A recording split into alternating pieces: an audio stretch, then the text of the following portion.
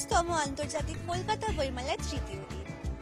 বইমেলা বলতেই আমরা বুঝি বিভিন্ন বইয়ের সম্ভার।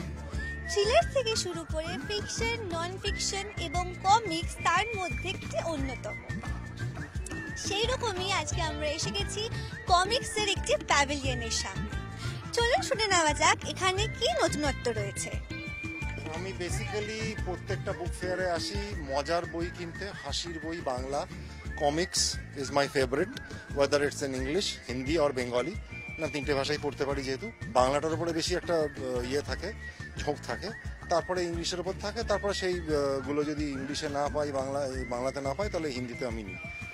এটাই ইয়ে নতুনত্ব বলতে আমাদের নিজস্ব বেশ কিছু কমিক্স বেরিয়েছে, প্রায় 12টা মতো নতুন কমিক্স বেরিয়েছে। যেমন গুগলে 5 থেকে 15 রয়েছে, প্লাস কমিক্স মেট্রোর নতুন ম্যাগাজিন বেরিয়েছে, প্লাস দুটো কমিক্স যেটা আমাদের কার্নিভালে বেরিয়েছিল, আমাদের কমিক্স কার্নিভালে, সেগুলো ওখানে শেষ হয়ে গেছিলো, সেখানে বইমেলার জন্য আমরা আবার রিপ্রিন্ট করেছি। তাছাড়া মানে পপুলার যা যা কমিক্স রয়েছে বাংলাতে, সেগুলো সব তো রয়েছেই, প্লাস এখন মেনলি লোকে যেগুলো এসে খোঁজে, যেমন ডিসি হোক, মার্ভেল হোক, তারপরে জাপানিজ মাঙ্গা, সেগুলো সবই রয়েছে। কমিক্স বলতেই আমরা বুঝি ছোটদের কথা, কিন্তু বড়রাও আসছে এখানে নিজেদের শৈশবের খোঁজে।